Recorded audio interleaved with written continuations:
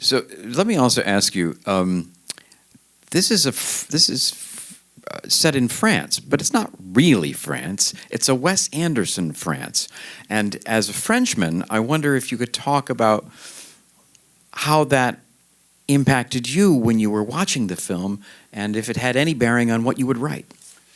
Yeah, in terms of references, it's a mix of Douaneau and Jacques Tati and Godard and Truffaut.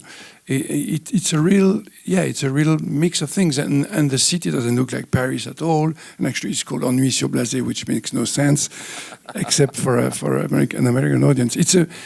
It's a real homage to the French culture, definitely, but at the same time, it's really through the eyes of an American. And I was thinking about that, how much in the 50s and 60s, which is the time of the film, American artists were happy to come to France. Could it be jazzmen? Could it be writers?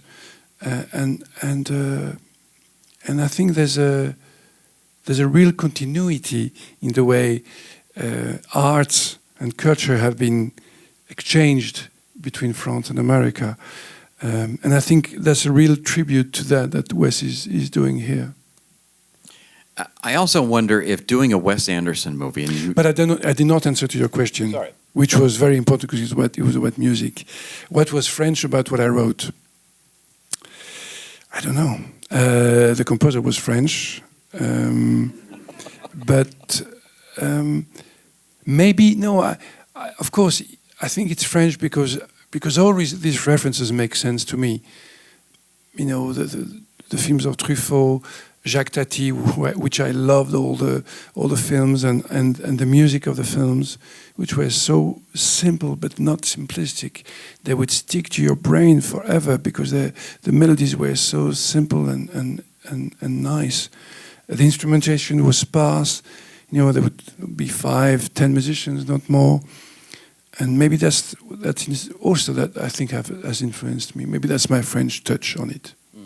Not to do a big symphonic score and overwhelm what's it on screen, because there's too much going on to do that. Yeah. There's too much. And again, if there was a symphonic score on a Tati movie, it would be wrong. You want to hear just this little glockenspiel and this piano and this accordion and not much more. You don't want to hear something that's overwhelming what is on screen. Here there's so much going on visually. The lines, the pages of line that the actors have to deliver. Hundreds of lines, it's crazy. The virtuosity of the actors, we don't realize that, but it's amazing what they're doing. Not only Wes's work, which is, I think, at the top of his virtuosity as a director, but the actors and set design, everything.